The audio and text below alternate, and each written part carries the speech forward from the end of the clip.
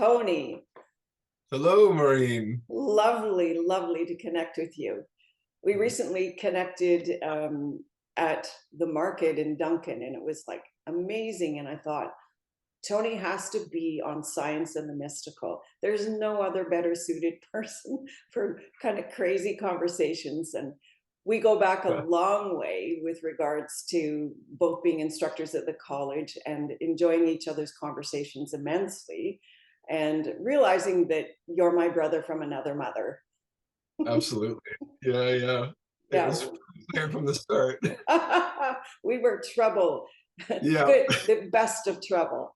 Oh my Yes. goodness. So we know that we're both unique thinkers. We Mm. know that that we both come from a perspective that is unconventional. Even though you, when I met you, you were super conventional, or so it seemed. I was trying to fit into an idea of I, conventional, I think. right? Yeah, Yeah. yeah. Yeah. And we both share that kind of wild side that we have inside us that is so unconventional, as you just said. You've embraced it on a physical level. I'm still, I guess, perhaps doing the conformist, conservative approach, but my inside self is has many aspects that are kind of wild and crazy. So I think it you're, shines through. It shines through, though. You're a funky lady, Maureen. oh, Tony, you see, that's why I love you. Oh my gosh. So, what I want to tell people about you is that you have an expertise in herbal medicine, plant medicines, including things like nootropics and spiritual plant medicine or spirit plant medicines. I think Yeah. maybe I said that wrong, but I don't think there's a you're reason there. it No. it works either way. You're a registered herbal therapist. You own many different websites and companies, and you are a micro wizard. I love that. Did I say, or myco wizard? There's a Yeah, difference. yeah, Yeah. yeah. Well, you Yeah. know what? Micro is accurate too. I'm a small guy too, so. Well, that's why we're from the same mother, right? Oh my gosh. What I loved is one of the quotes you had on your website, which is, a mind that is stretched by a new experience can never go back to its old dimensions. I No. love that. That was by Oliver Holmes. And it just resonates with me so much, is you can't unsee what you've seen. That's it, absolutely. And I'm a big fan of quotes. I like to gather these little chunks of information. Yeah. Sum things up so beautifully, right? Yeah, I think a mind stretched by a new experience, it's so true, and for me, my own big awakening became that anchor point, and I would fall back into unconsciousness for a good decade, but I still had that one thing, like a burning ember saying, okay, there's something still there informing me I had something to do, right? So yeah, I Hmm. can't go back to its old dimensions. There's still that little ember burning away or whatever. Yeah. Yeah. Well, I love that it continues to burn because there's always more. Yeah. So I read through a lot of your stuff. I'm just, again, so excited to reconnect with you because we kind of lost contact when the world went upside down a bit. Uh, Yes. Talk to us about the void. Well, the void is, it's not empty. It's filled with stuff, but yeah, no, the void is something that I think I that impressioned on me at a very young age. I was exploring that edge. What is this universe that we're in? Where does it end? And if it ends, what's outside of that? If there's a wall, there's something outside of a wall. And I remember as a child lying in bed, kind of distraught about this thing, going, okay, where's the edges of this known universe? And I continued to probe those corners, I think, into my young adulthood, teenager. I would start experimenting with my consciousness at about 13. The ripe old age, I was probably I was For probably 4 feet tall and looked like, yes. but yeah, continuing to probe what is the void, what is this? If I'm standing on the precipice looking in, what does that make me? What is this physical body? Where am I? What am I? How am I? All these questions, always the biggest questions for me. So the void, if I can just give it another name for those who have a hard time um, seeing the void as more. So would that be considered the beyonds, or like traveling through the portal to all that is? What other Yeah. words might you use? I might say one that stuck with me from a young age somehow. I don't know where it came from, but the unmanifest Mm, was a word that actually I ended up getting tattooed. You can't see it anymore on here, but I wrote this sentence when I was a young man in my 20s, wandering around, and this popped into my head. It said, "All things exist as a possibility in the world of the unmanifest." whoa. And so I think to me that is the void. It's the unmanifest, it's potential. It's this large active potential that is the biggest thing. Maybe it's the dark matter that we talk about. The scientists, I say we, I'm a scientist, maybe, yeah, but the scientists that study this stuff say that the universe is 99.9%, this dark matter, is dark energy and all this stuff. Well, what is that? Are we tuning into the fact that it's that iceberg maybe, and 10% above the water is what this active experience of consciousness is, and the rest underneath there is the void that's all informing and energizing and giving light and life to this experience, perhaps. I don't know. Hmm. So it's really the more. The more, So yeah, the conscious versus the subconscious in a way. yeah, So yeah, what's above, it's actually what is below that drives the above. yeah, So when you absolutely, go to the below, sort of like, just like in shamanism, there's the underworld, the middle world, and the upper world. It's very yeah. much like that. The underworld informs with the unseen. And that's what I'm getting from what you're saying. Absolutely. And if you consider, let's go further with the analogy and talk about the subconscious is what it's symbolically water, right? We have water. So what is water? Water is yin, water is feminine. This is now the receptacle for experience, right? You could call it the world of matter. Well, what is matter? Let's break that down to mater, to mother, right? We can Mm, we can put all these words together. It's the vehicle for which expression can take hold, right? We're born into the mother, so we have the yang, the active principle, right? The light, the fire, the movement, the motion, and then we have the quiet, the receptacle, the womb of creation, right? So that's how I look at these two things. deep and profound. I love it. It's There's so much more than what we see. So we're going in your work through the use of just conventional phytotherapy an example. You're going beyond it with the psilocybin and the mushroom formulations that you prepare, which, Mhm. by the way, are brilliant.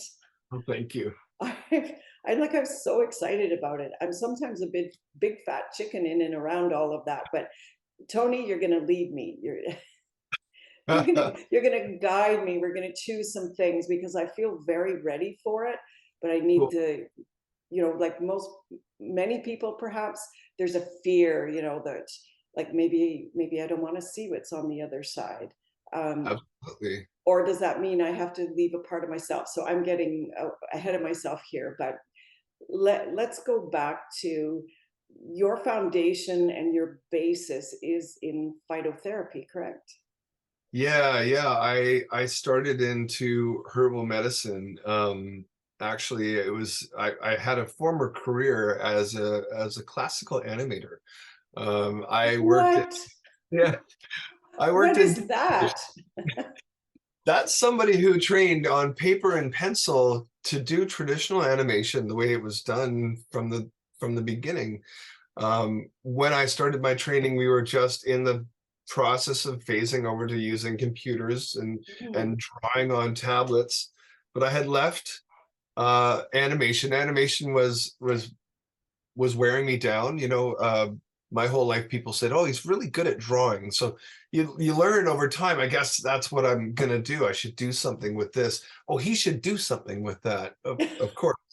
Yeah. So I signed up and I watched as my creative brain got squeezed completely for to provide juices for other ideas and other people and other things. And in the end, Maureen, it was corporate interests. Mm. I suddenly saw animation as a vehicle to serve, products to children. I'm now part of the problem, right? This is how I felt Mhm. going to work. And the final job was My Little Pony. 4 legs or Oh, animating 4 legs. literally, I literally My Little Pony. I literally had to animate those little. I'm going to refrain from calling them any bad words, but Uh, uh, I got paid to animate 2 legs, so adding another set was, anyway, it was the nail in the coffin for me. I couldn't do it anymore. mhm. My wife and I decided to travel South America for 6 months, and I said, I'm going to let South America tell me what direction I'm Mm. going from now on. That's how I play my life. I look to my external experience to inform me where I'm going to go next, because this is our internal world extrapolated around us, right? So Mhm. Mhm. you can take those cues from the world around you, and on my journeys, people would lean in and say, oh, my grandmother would give us this. If I had a sore throat, we would take this plant, or oh, you hurt yourself, here, you can rub this on it. It seemed to be the knowledge in South America, just for everybody, very, very commonplace understanding this herbal stuff. So I thought, Mhm. this is really cool, man. You drop me in the forest, I'm not going to know what, this from Yeah. that sea of green. So Yes.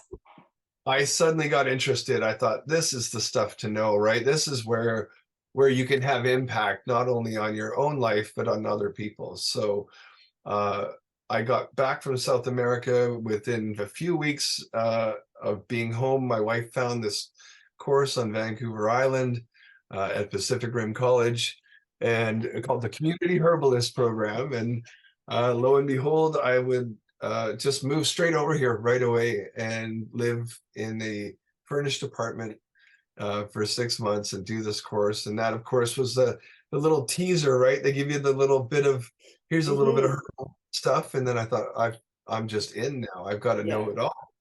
And of course, you can never know it all. So that's perfect for me. I can just learn and learn and learn and learn, which is great for me. I love this endless kind of open-ended learning. It's fantastic. Mhm. And that's where you and I met. So there are amazing people there like you that I was so thrilled to meet. And yeah, we so many like-minded souls. Yeah. And we both dare in our talk before this, I kind of love that you shook students up in the course that I taught the course, the toxicity of foods. And Yes. it's like preparing a mini documentary for every 3 hour session. It totally is. It's a massive amount Absolutely. of work, and it's like it's passion that drives the production. And Absolutely. then when I left, you took it over, correct?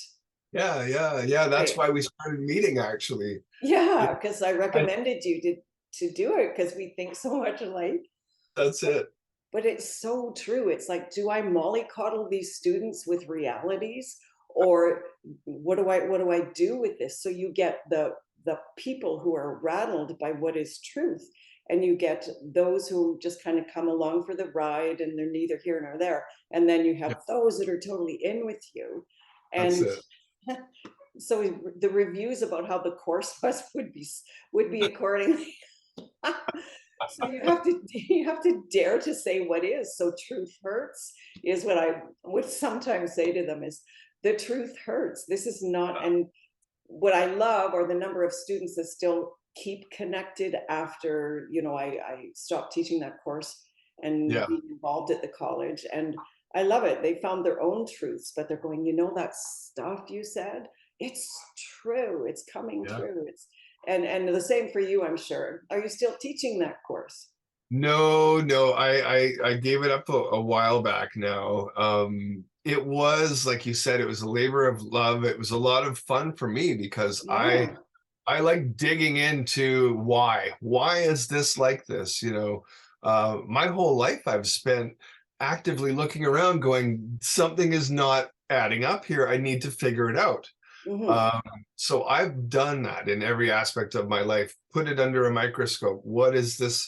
Who is who's paying for this and why is it going here and who's making that decision and why? And that course allowed me to explore that and unpack, you know, I went with environments. So my version was I started with the cellular environment and then I went with Mm. the extracellular environment and then I went with the family, the home environment, and then the community, and then I grew this till the whole world was encompassed, and we saw the food system really for what it was and how it was this unstable house of cards, you know, kind of piled up.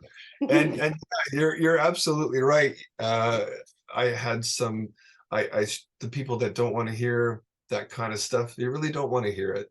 And I get it. You know, it's like the Matrix, that movie where you know, they Yeah. on you too quickly and you're not ready. And so I did, you know, I felt bad for some of the people who maybe ended up in front Right. of me, I know. Did but anybody ever leave your class mid? yes. Oh, they did. Oh, Oh, I had a walkout.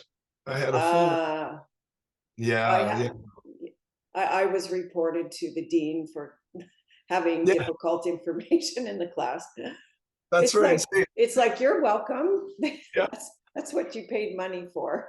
You did, and you did. I mean, if you're going to take a course from myself or you, then you got to know that you're paying for this disruptive material. That's delivered with kindness and With a smile, with a always, and smile always. Yeah. Yeah. of course, I of course. I hear you, and I hear the pain of being the messenger for such information. It's not easy. No, none of To this stuff is. No, so it's all right. So we know the world is an interesting place to have chosen to live. We've talked about the void and what that provides. What I would like to hear about now is how your incredible passion and movement into the world of mushrooms and microdosing and psilocybin and all of that, how that evolved. And Hmm.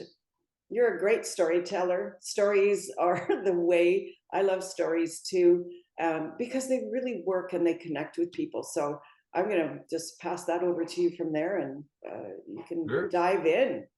Yeah, yeah. Well, it's always an interesting place for me to figure out where to start with this stuff because, as you know, we can't really tease anything apart from anything. It's all connected. But I would say there's a few places I could start. I'm going to start with the herbal medicine. First of all, because this is where I learned how to make capsules, right? This Hmm. demystified process of making your own medicine, Yes. right? Yes. And it's like, it seems so simple and straightforward, but my mind was, of course, blown that now I can custom make this medicine for myself. So, you know, I had a history of taking, as I said, psychedelics from the time I was quite young. And I would say a large chunk of that was not doing that well and not doing it the way I would recommend doing it. This was more the unceremonious in a park with some orange crush and Doritos chips Whoa. trying to force down something dry and horrible. Um, no, I would start out, I had just the right amount. I had 10 grams of mushrooms and I had the ability to make 100 capsules. And so I thought, well, you know what? Now that I know about herbal medicine, let's formulate for the experience. So I Mhm. have some difficulty in my stomach. Let's put some chamomile in there. You know, there's a bit of anxiety that can come with these things. Let's add a little bit of, I just learned about kava kava, wonderful, wonderful Mm. anxiety herb, right? What prevents the breakdown? Well, it seems like there's a few plants that mildly inhibit the monoamine oxidase that breaks down, you know, these substances, alkaloids in our bodies. So passion flower came into it. I thought, let's stretch it out a little bit. Let's flex the alkaloid a bit more. But how do we push it around the body? Well, gotu kola gets all the blood into those microcapillary beds. It pushes it all around and Mm. just perfuses the body, right, with the blood. So let's put a bit of that in there and get some action and some movement. So I was just dreaming and scheming what I could with this new knowledge. And I just happened to stumble upon the recipe, a 1/10 of a gram for your microdose. This became the standard. Of course, this is years before it became public consciousness, and the the Silicon Valley is using it to get that upper edge, and everyone's taking microdoses. So my friend and I started to experiment. Let's see, what does 1 do? What does 2? What is 3? Oh, okay, 4 is sort of getting to be a little bit too much now. I, Too I don't edgy, want to, too edgy. yeah, I don't want to go to the store. I don't want to do my shopping, so we backed down, and I realized I can go to work and have one of these capsules and actually feel better and be less reactive and more proactive in my thinking. And so I started noticing these little changes, and I thought, well, this is fascinating. And then one day, my friend contacted me. He says, we're doing a thing. We came up with this thing, and everyone's doing it. And so my big joke is that I'm the inventor of microdosing. But Oh, of course you are, though. Come of course I on. am. Of Yeah. course, James Fadiman didn't write a book in the 70s about it, but No. I'm the creator of it all. So and that was a new approach for me as well, because I had only come from this approach. It's best summed up by my friend who said, Tony, I noticed something, and I want to share that you can always add, but you can never subtract when you're taking these substances. Because I would take the pile and go, well, let's see what happens. Get the mallet out and boom. Oh, Tony, no surprise. I kind of went into that frying pan in Tom and Jerry, just the big. Yes.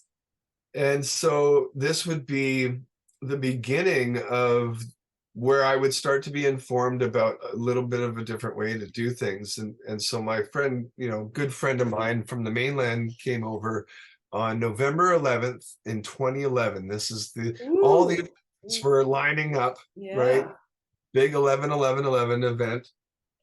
And we had some mushrooms, and by this point I've gathered some little pieces of things, crystals and rocks and sticks, because I just like pretty little shiny things. And so we put them out on a table, and we said, let's do something different. Instead of taking our mushrooms, going to the beach or the park or whatever, let's sit down. We didn't really even premeditate or say any of this. We just threw our stuff on the table. I started to speak from my heart, which was actually very strange and unnerving, and I got wavering in my voice, and my tear ducts were stimulated.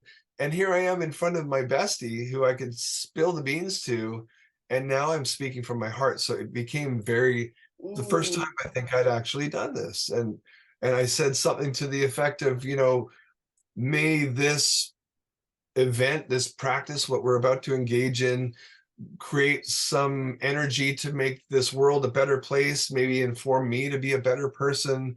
Whatever I'm doing here, this signifies my desire to show up in this life and in this world as who I'm here to be, right? And who I'm here to be. And my friend equally broke out into some awkward, stumbled through some words.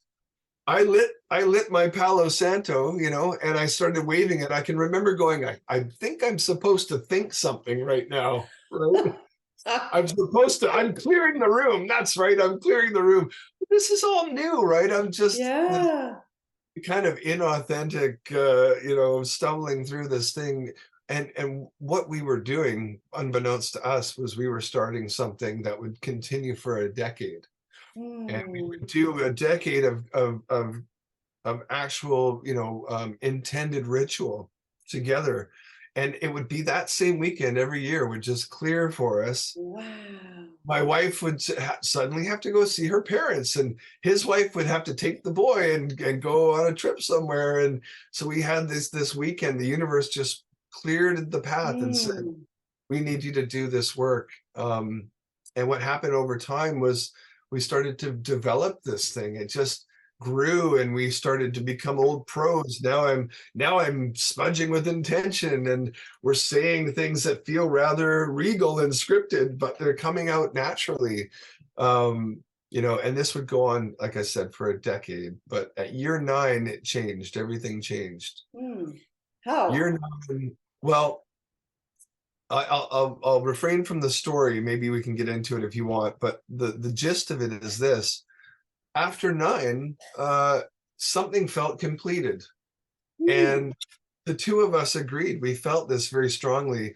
Now this has to change. What does that mean? The mushrooms are saying, now you need to take this out to the community and share this ritual that you've been doing with others, So right? this Because was all a nice little Tony and other guy container tool until that's for 9 years. 9 years. So So 2020, is that 2020? 2020, that's right, 2020. And we would, we would do some extra ones during the year, but mainly the 11/11 weekend, always that weekend.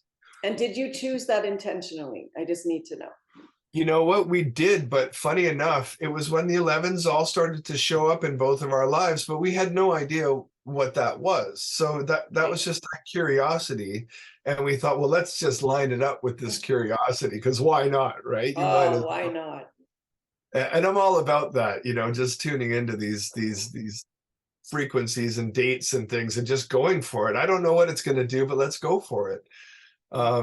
And what we realized was, Maureen, it's sort of like the hero's journey here, right? Now we've gone to the cave and we've slayed the dragon, and we have the gold or the princess or whatever you want to put in there.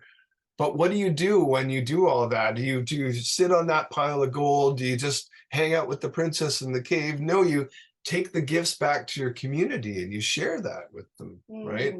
This is now taking the learned experience and the knowledge and disseminating and helping other people get on that path.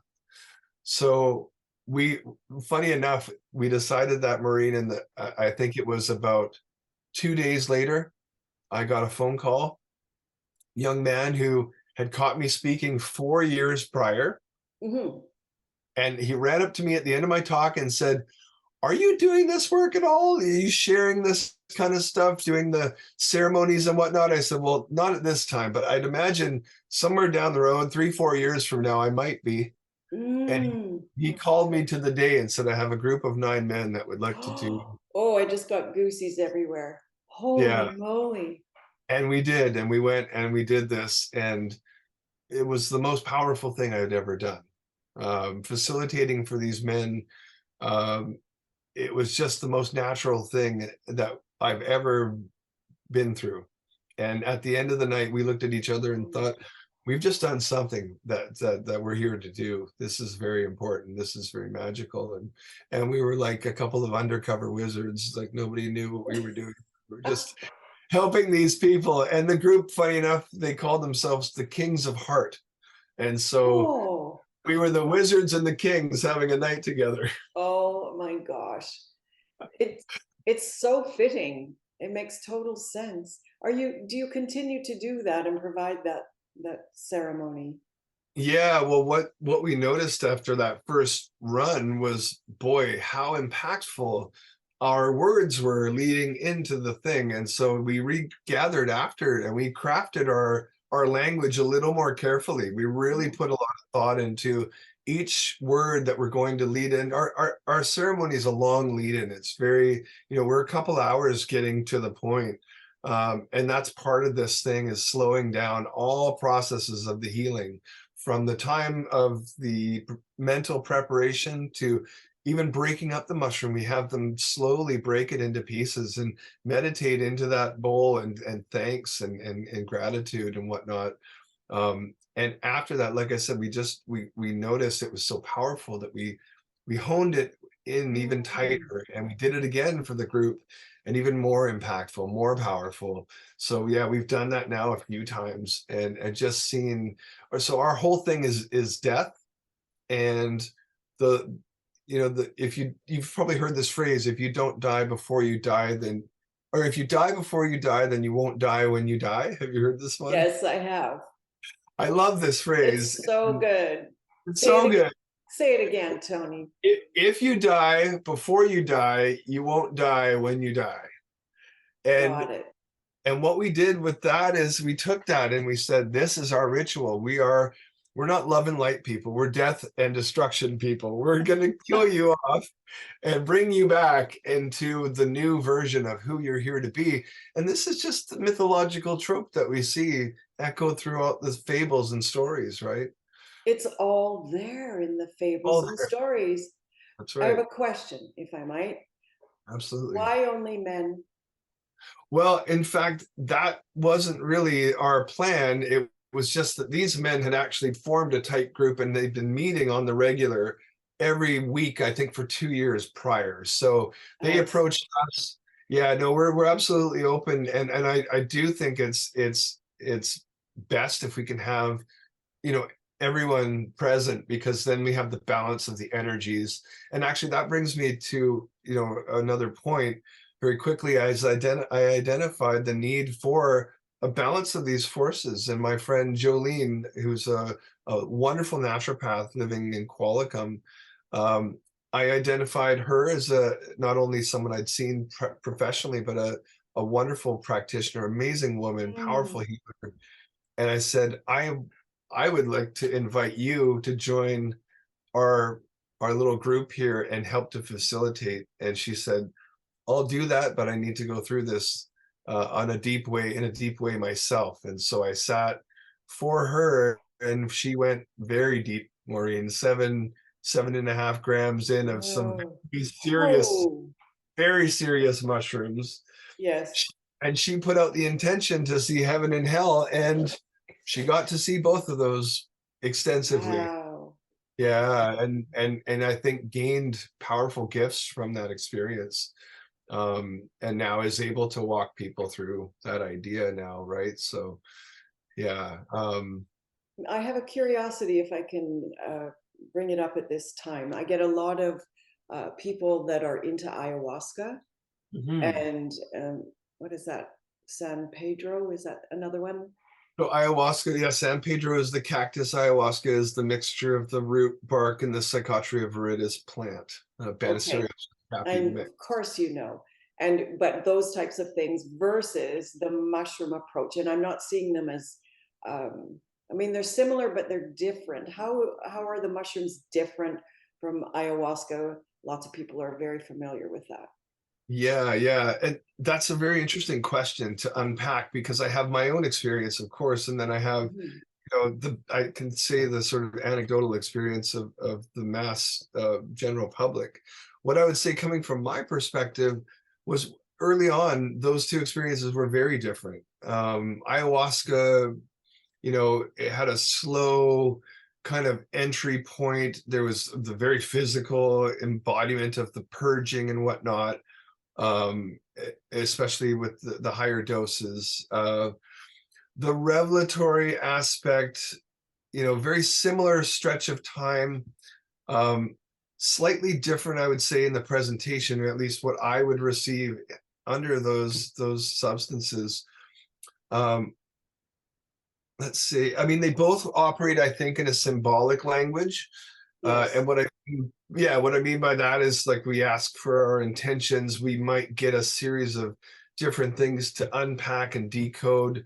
Ibogaine, on the other hand, they call the grandfather. It's meant to be a very direct energy. It's just straight up, here's how you're messing up, here's how you get better. Mm. Whereas ayahuasca might show you various things that have some almost metaphoric reference to how to heal yourself.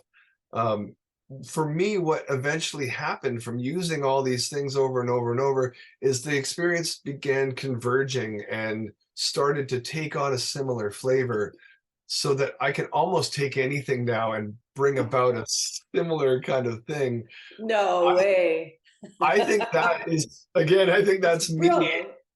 in the way that my brain has laid down these pathways, right? I did it as a teenager. I grew my brain with the influence of something that harmonizes both hemispheres. So I think I'm at a different place than maybe some people would be.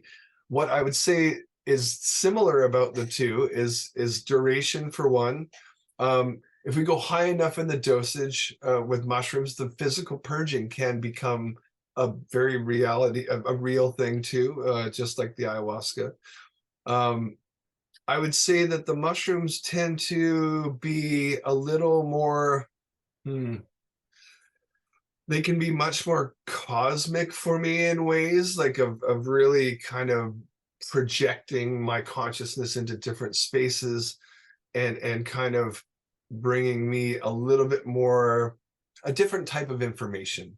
And that also changes with the type of mushroom. So the local species that grows here, very high dimethyltryptamine kind of feeling to it, whereas the it was much more like ayahuasca in its sort of onset, and then changing quite differently halfway through. So yeah, these things, they all kind of have different flavors, but I think if you do them enough and you get to a certain place, they become very similar in where they can bring you. Well, I think, and you would probably agree that we get called, like ayahuasca calls me sometimes, but yet we don't need to meet each other in person. There's Yeah, something there, but great yeah, respect for the plant yeah, and its medicine. Whereas mushrooms, I have more of a calling towards, although it's very cautious. yeah. Um, but so, okay, can we just talk about that for a minute?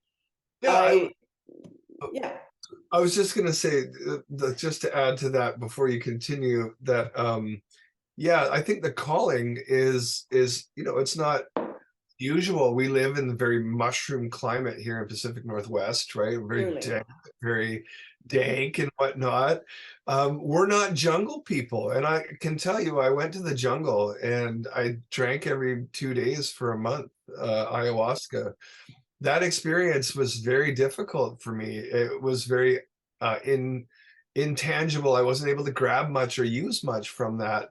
But the beautiful thing that I got from it all was that I didn't need to go all the way there to do what I have to do. That was the take home, Ah, right? love So it, love it, love it. I wanted that Shipibo, native to say, "Oh, the great white hope has arrived. We're going to train him in our ways and send Yeah. him back to Canada," right? It's just it's a silly thing that I think a lot of people are doing, and it's Well, not I love that you brought attention to the fact that ayahuasca is not indigenous, yeah, and really choosing from things that are indigenous is of much more value to us. Um, absolutely. and it's nothing against ayahuasca. I really get, like, there's the plant medicine followers, that go that route. Yeah, Yeah, I love that. Thanks for lending that perspective. yeah, you bet. I think I cut you off. You were about to say something else before that, though. I know, and it was super profound, and I can't remember. So maybe it'll come I get back. so excited. Oh, me too. Oh gosh. You know, the wizardry of it all. I love that you call yourself a wizard. I relate in a different way from my own experience, but I love that you're a wizard.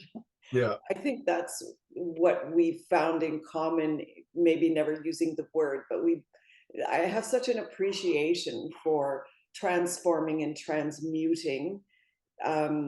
It's huge, and it needs to happen for our spiritual and soul evolution, from my perspective.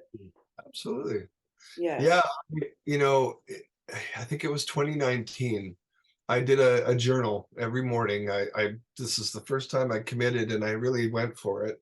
I Hmm. got up every morning and I wrote a little bit, which turned into about a page, sometimes two, every morning.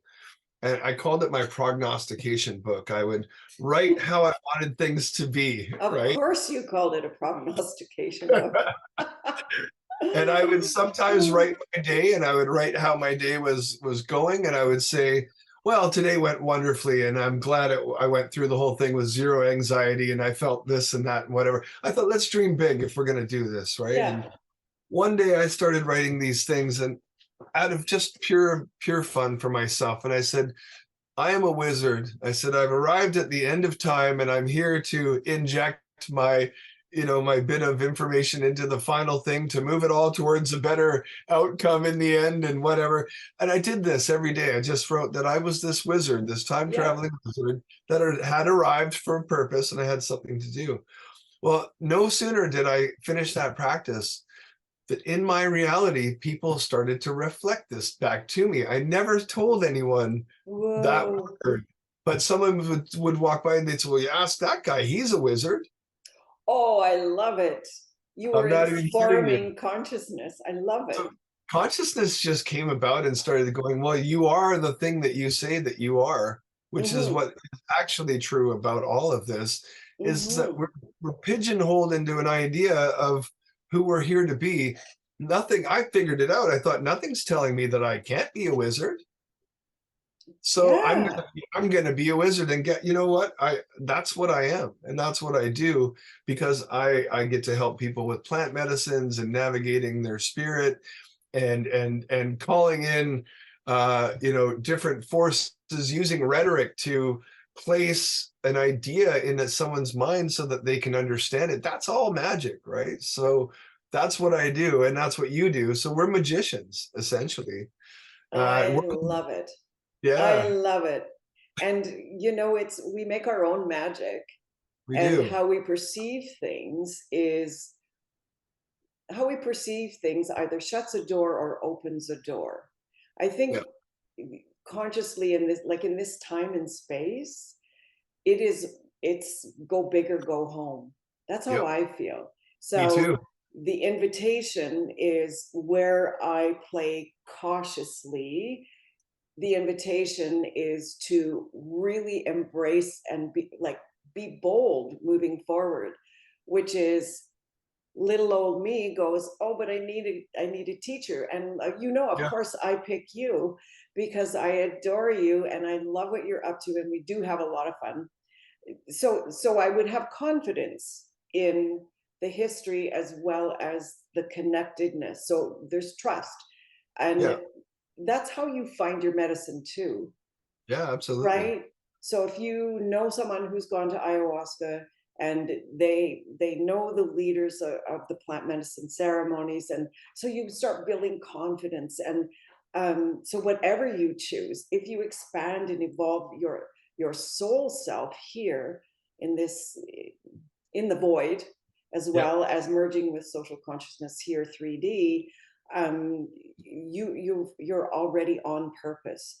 You're absolutely, already in that evolution that is why you're here in the first place. totally. Yeah, So and I think, oh, sorry, go ahead. I was just one other little thing is that we perceive that there's only this much. It's like Hmm. even in looking at the blood, there's a whole cosmos in there. Oh, yeah. There's a whole beckoning forward into what's available to you. And people go, no, I'm good. Yeah. Yeah, they So, cap it off and limit. But we're limited by I think the options that we're given, right? It's like, mhm. imagine your personality or your ego is it's somewhat like going into a Safeway, where you've got the illusion of choice and they give you all the different cereals and all these things and you can choose, but they're pretty much all the same garbage, right? You know that. I think movies and things are like that as well. They present to you, here's the archetypes that you can choose from, be the stoner guy, the athlete, the type A, the this, that. And we go, yeah, okay. And we put ourselves in a little box. We're very afraid, I think, to truly shine as what we are, because we're endless beings. We're amazing. And what happens if that gets unleashed?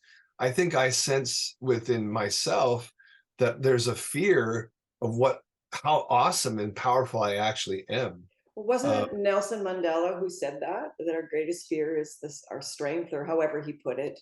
Something like that. Yeah, I don't want to misquote, but I think you're No, right. me neither. Yeah, So, oops, if I did, but I still hang on to that.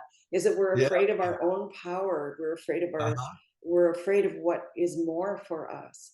I And think so.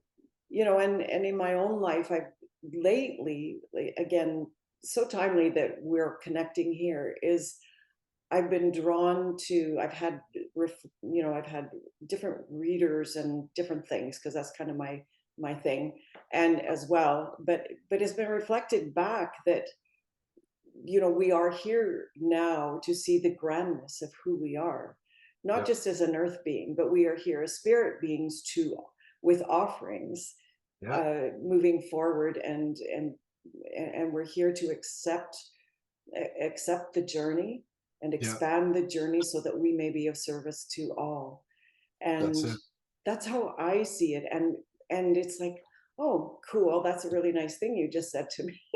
But it's like, where am I not letting that in?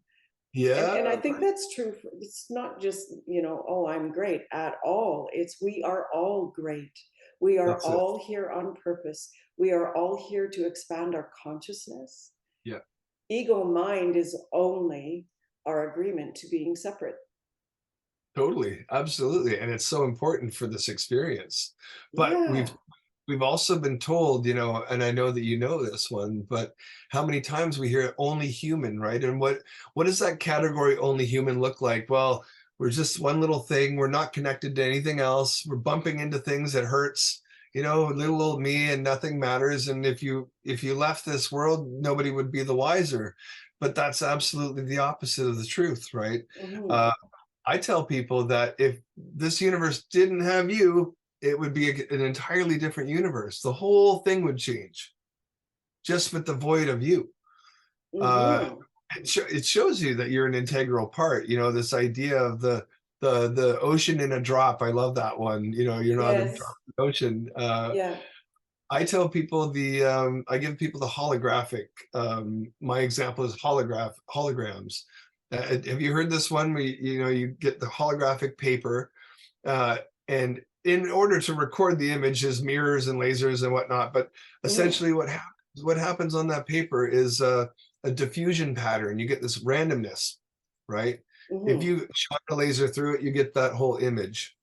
If I cut the paper into four and shine a light through one of the pieces, I get the whole image again.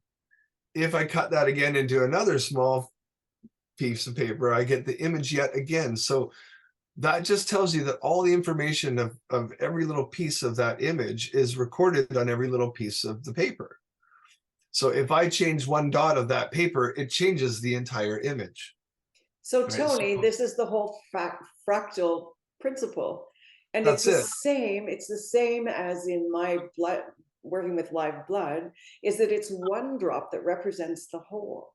Right. And I love your description of how that kind of fractionizes, yet always has the information of the whole. So we are never separate. We may separate ourselves by not seeing, Yeah.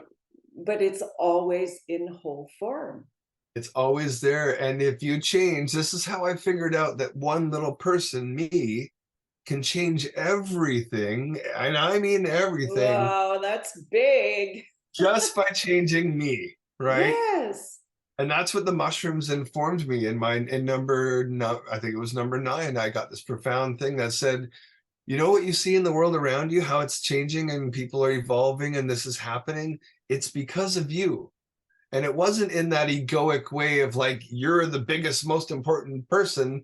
It was more like you and everyone else who's moving into this boldly is creating, the words came to me, a sympathetic resonance, right? Ah. What that said to me, it was almost like I saw a diagram of now the spirit having an access point to flow into this materiality, right? And you said it just earlier there, sort of spiritualizing matter. I think that's what this whole experiment might be. Might be not about going, up to heaven, kind of as we so often get in our, Yes. religious trope. It's about bringing that spirit into matter, spiritualizing this experience. That's what we're remembering, what we're accessing at this time. I think remember's a fun word. If I love it. Yes.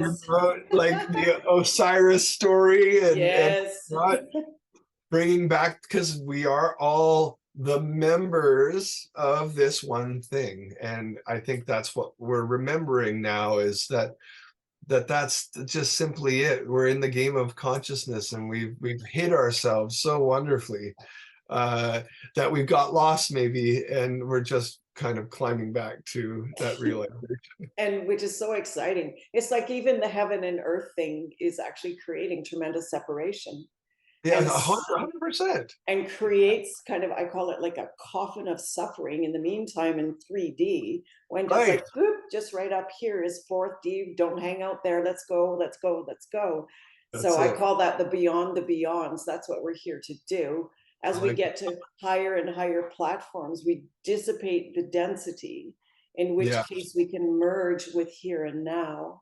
Right, right, That right. that merging, in the merge, there is no separation, and that's what you're saying, just Well, different that's words. yeah, the here and now. I mean, you just summed it up, right? We're so stuck in time, this time that we've created, and it's always egging us on to be here in that only thing that we have, right? This present moment. Mhm, Um, when I work with people, this is a fundamental aspect of this experience that's really important for me to get across to them for their healing, right? mhm, So I get people to talk to their past self and mhm. their future self. Whoa. So I say, because your past self, right, your little you right now is going through that trauma, it's being abandoned, it's being left, it's being, going through whatever you went through. And you can talk to that little person and say, hey, I've got it on good authority that you make it to me.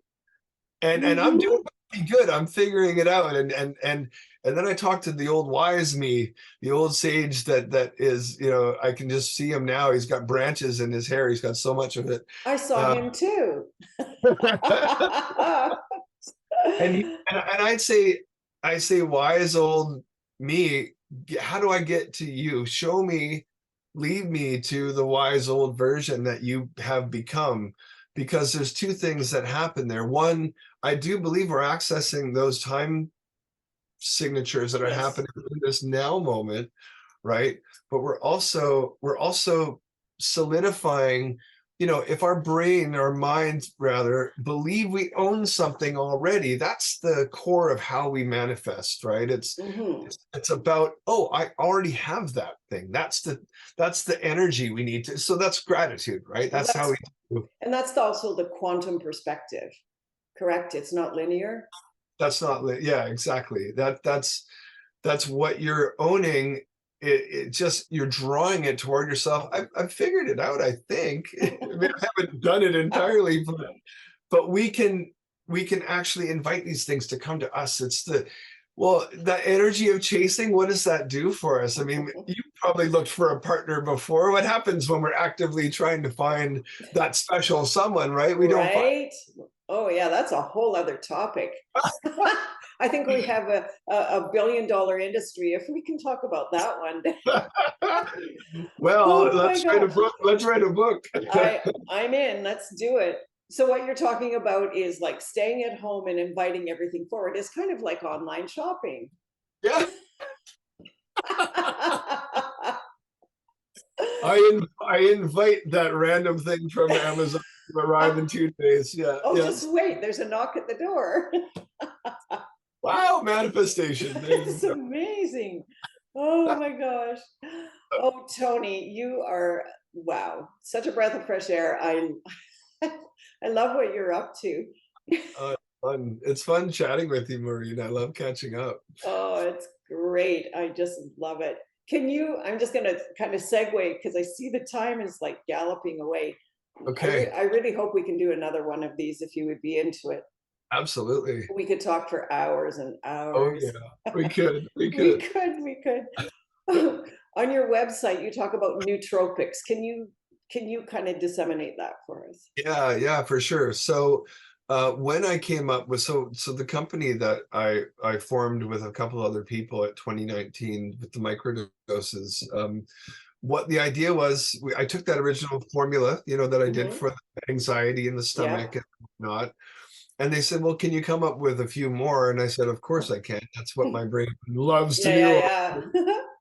So we archetypally, we came up with different folks, right? Someone that's under functioning, someone over functioning, someone who Yeah, he wants lots of brain support, Mhm. and whatnot. Actually, Maureen, I've forgotten the question now. Oh, really? Yeah, what was you said? So, oh, nootropic. Thank you. Okay, Yeah, nootropic. I'm back. It's okay. I had to think about what what the question was too. We were over here somewhere. All over the place. Oh my God. And so there was these words, right, that were being talked about in the just the modern consciousness of the topic of microdosing. Paul Stamets talks about a nootropic, Mm, and nootropic we're talking about. New is like is speaking, I think, largely of mind. It's like the prefix would be the new sphere, right? This is our mental sphere.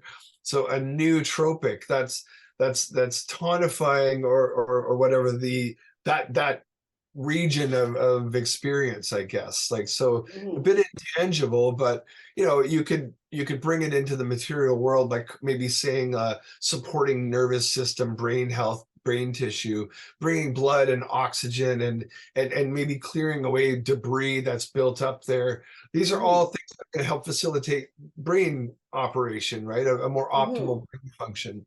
So we think of those as nootropics, things that directly sort of support nervous system health and largely neural tissue, I would say. Um, mhm, and then, of course, there's other words like stack. So our other formula I referred to as the stack. If mhm. if you reanalyze this whole setup, they're all stacks in a way. Yes.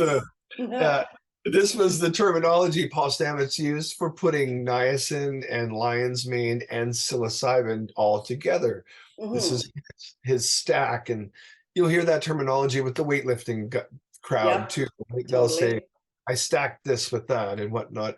It's just formulating. They're formulating for themselves, Mhm. like as herbalists, right? So So niacin is whenever that's used, it's a delivery system. It opens everything. Everything becomes more of a receptor. absolutely, what you're opening it up. You're circulating blood, so you're opening the venous system. You're giving access to that whole system. And what I Mhm. did was I used prickly ash as my niacin. This is how Of I, course you did. How did I that go? How did that go? like the niacin flush anyway, so I Oh went my with gosh. prickly ash. But yeah, and so we name them appropriately, and we have the original is just the original. That's the cava and the chamomile. And then we came up with celestial, which was sort of they said, can you dream up one more? We need one more. And I went, let's get funky. I'm going to come up with one for me. Yeah, yeah. And so I put blue lotus and Syrian rue and a bit of cannabis in there. Ooh. And it's funky. It's not really your go to work formula. It's take it in the evening when no one's around, turn your phone off, and light your incense and just get with you for a little bit, because that's what that one's good for. Okay, Um, so can I just jump in here? yeah, Because I I like, boom, fear comes into my being. There's something where I like, I'm afraid to not be in control. Clearly, yeah, you're so able to go with, like, to go and go on the journey. In my mm, shamanic training, there were no use of drugs, which I'm going, oh, great, because we learn to journey without that right, and go places. yeah. So, what do you do for the person like me who doesn't, who's a little bit shaky with confidence? Yeah, that's a really big one, and I find it's very, very common across the board with a lot of people. There's a couple things I like to, it's for me, it's about planting seeds and kind of watering, and really um, demystifying the process, Mm, and taking away a little bit of the concern. There's a few things that I tell people. One is that the bad trip is sort of what we know about, and that mhm, is very real possibility when we haven't taken care of the outliers, right? So, you mhm, hear people talk about set and setting. Well, what does that mean? Are we with the right people in the right place at the right time. You said, you know, you talked about ayahuasca and being called when we're called. I've had ayahuasca in my fridge for 7 years, and it's just waiting for when I need it. And I don't need it yet, and I haven't Yeah. needed it in a Mhm. while. I have mushrooms. I have all these things. I couldn't take them all. I don't have the time. Uh, Well, but maybe I can help you one day. yeah, I think so. Uh, yeah, when the trepidation, you know, so here's one thing I like to ask people, first of all, if they've ever had a couple of drinks. Mhm. This is a good thing to kind of juxtapose, because in my opinion, alcohol is really truly where we lose control. It's literally 1, 2, 3, 4. You can see the scale from control to complete loss, right, of control as we go Yes. down that line. I think what these things do is they actually bring us into a place where control is not necessarily the issue. We're we're being held now in a bit of a space, right? And this is ayahuasca is very good like this. I think the grandmother, they call it, it very Mhm. much has that grandmother energy of, like, you know, grandmother's not going to judge me when I run kicking and screaming, and I'm mad and I'm angry. Grandma's just going to hold me and tell me that it's okay and let me Mhm. process it myself, right? It's not the Mhm. parent that's saying you got to change and you got to be like this. Grandma just holds you. Grandma just says, like, Yeah. you know, it's okay. You're going to be okay. And I found that in that space, you're going, okay, I'm a cosmic baby. You know, you're crying, you're purging, but Mm. accessing that information now in a bit of a held container by the plant itself. Um, and I think the mushrooms are like that as well. I don't know anyone who has a difficult experience that doesn't come out of it saying, I'm all the better for it, or you know, the long-standing benefit has been so wonderful. I think Terence McKenna summed it up nicely, that you know, he spoke of sort of like that fear of leaning into the void, as you know, as you called it, and and trusting that, even though it's so scary, and falling and finding that there's just a bed of roses waiting at the bottom for you, and you're sort of embraced in this, you know, this again, it's like a womb of, like, a Mm. space where you can process this stuff. Yeah, it might be very difficult material, but out of control. It's not the way I would describe the experience. I think what you're doing in the long term is actually regaining control of all the aspects that, you know, we talk about shamanic soul retrieval. This is Yeah. this is Geez. where we're retrieving our parts of ourselves, right? And just as we have to do this individually, so too collectively, is that's what we're doing. We're bringing all the disparate Mhm. parts together so that they can harmonize again. Oh, I And love it. yeah, we're working on that, right? We are. I love the falling and finding, because Yeah, in the finding we realize that there is no separation. In the that's softness that comes from, yeah, once the landing, or we find the parts, or we meet new parts of self, the mm, the ability to be soft and within that experience is exquisite, really. absolutely. Yeah, it's a sacred, sweet, severe kind of thing that we're putting ourselves through, and I think Yeah. it's very sacred what this whole thing is, you know. If imagine if you're the one thing that is, you know, you want to get your shit together too. You want to pull yourself together in all the Yes. way. And Oh. here's one thing I'd leave you with in terms of that grand sort of thought process. I, you know, through the mushroom work I've done, I feel like what's been imparted to me is that we're going through all of this in order to be an equal to the creation itself. Like, Mhm. imagine you were the one thing that exists. Well, what would you want? You'd want to create another. And what Mm. better way to do that than to take that other and break it into millions of pieces and get it to interact with itself until it plays all the parts, you know, and then Mhm. once Mhm. it's done, and you've done everything, because I do think that might be it. We might play every role. And that's Mhm. what reincarnation is. Yes. You know, wonderful story that you have to check out, a short story called The Egg by Andy Weir. Okay. And it's just someone dies, is having a conversation with God, but that's the summation of the story, is that you play all the roles, and that's how we can find compassion for other people, right? Because you can look at them and go, you're literally me at a different level, and maybe our spiritual advancement dictates which body we're going to inhabit along that trajectory. I don't know. I love it. That's a whole conversation. I think we should get you and one of the ladies that I interviewed just the other day, get you and her on here together, because she is such an expert in reincarnation and Oh, cool. karma, and she's Oh, hilarious and so much fun.